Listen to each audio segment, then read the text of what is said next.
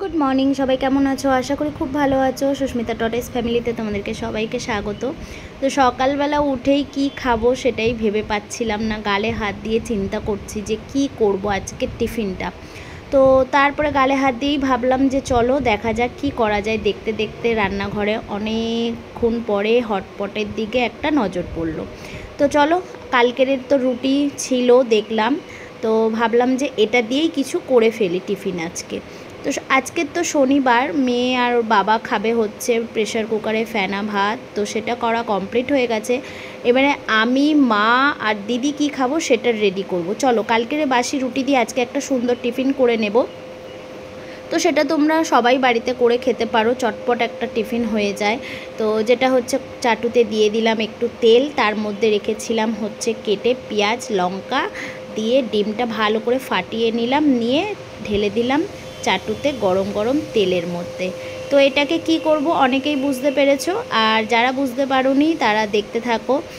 সবাই তোমরা সকালবেলা এই টিফিনটা করতে পারো। যারা বাচ্চারা বাড়িতে রুটি খায় না তাদেরকেও এরকম করে দিলে তারাও খেয়ে নেবে, সুন্দরভাবে ওরা ফিনিশ করে নিতে পারবে।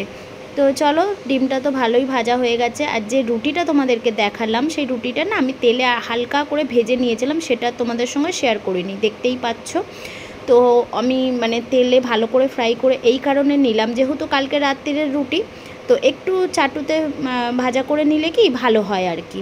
তো চলো, এখানে সুন্দরভাবে এটা ভালো করে আমি ভাজা করে নিলাম।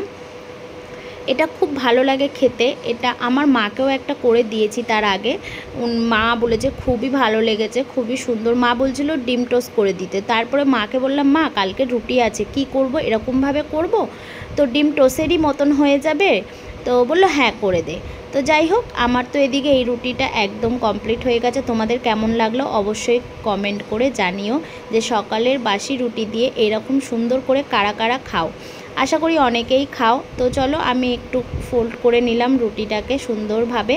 এইবারে আমি প্লেটে নিয়ে সুন্দরভাবে আমি টেস্ট করে তোমাদেরকে বলবো কেমন হয়েছে।